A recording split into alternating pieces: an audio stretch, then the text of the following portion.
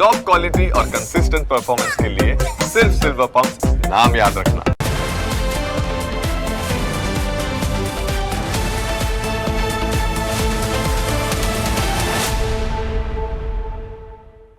સૌથી પહેલા વાત કરીએ ખાતરની અછત વચ્ચે ખેડૂતોને થનારા નુકસાનની।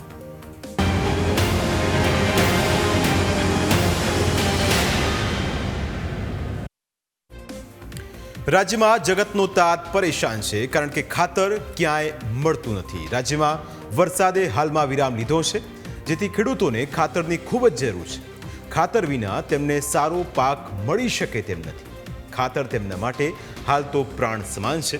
ખાતર ન મળવાના કારણે જીવ તેમનો જાણે તેમાં જ અટકી ગયો છે, કારણ કે ખાતર નહીં મળે તો તેમને મોટું નુકસાન ભોગવવું પડશે। આમ પણ ખેડૂતોને દર વખતે કોઈ મોટો ફાયદો થતો નથી, કારણ કે તેઓને યોગ્ય ભાવ મળતો નથી।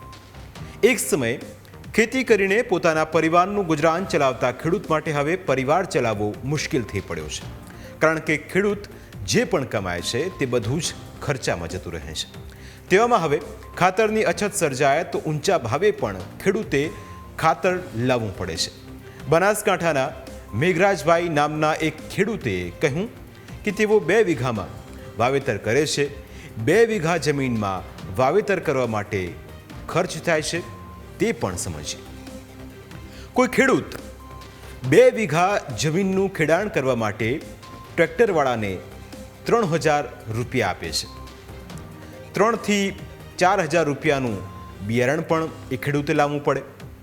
પાકમાં સારું ઉત્પાદન મેળવી શકાય તેના માટે 3 થી 4 વખત 2500 થી 3000નું ખાતર નાખવામાં આવે છે, એટલે કે 10000 રૂપિયા જેટલો ખર્ચ એ ખાતરનો થઈ જાય છે। આ રીતે ટ્રેક્ટર, બિયારણ અને ખાતરનો જ ખર્ચ ગણીએ તો 17000ની આસપાસ થાય। આ ખર્ચ ઘઉં અને બાજરીના પાક માટેનો છે। બંને પાક માટે ઓછામાં ઓછા 17000 રૂપિયા તો ખર્ચવા જ પડે। પરંતુ જો બીજા પાકોનું વાવેતર કરવું હોય તો તેના માટે ખર્ચ ડબલ થઈ જતો હોય છે। પરંતુ જ્યારે ખેડૂતો તૈયાર થયેલો પાક માર્કેટમાં વેચવા જાય તો તેમને યોગ્ય ભાવ મળતા નથી।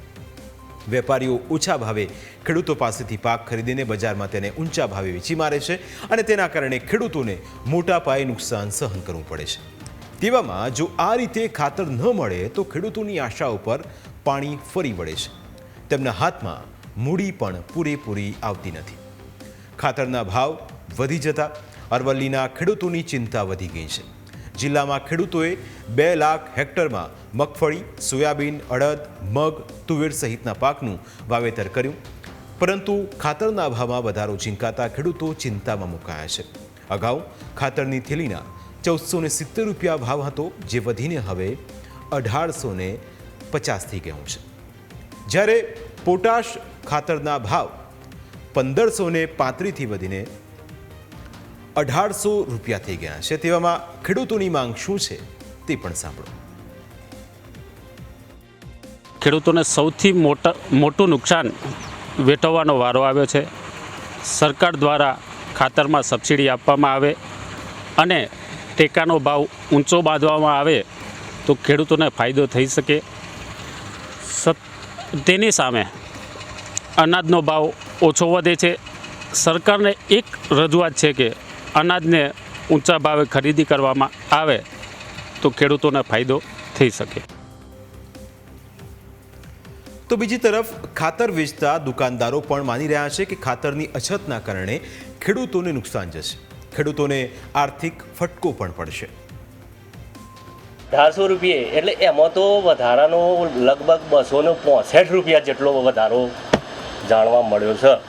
હવે ખેડૂતોને પોટાશ તો પાયાનું ખાતરમાં, કપાસમાં, દિવેલામાં, પછી આ ઘઉંની અંદર, મકાઈમાં, આ બધામાં, બટાકામાં આ પોટાશ તો બહુ જરૂર પડતી હોય છે।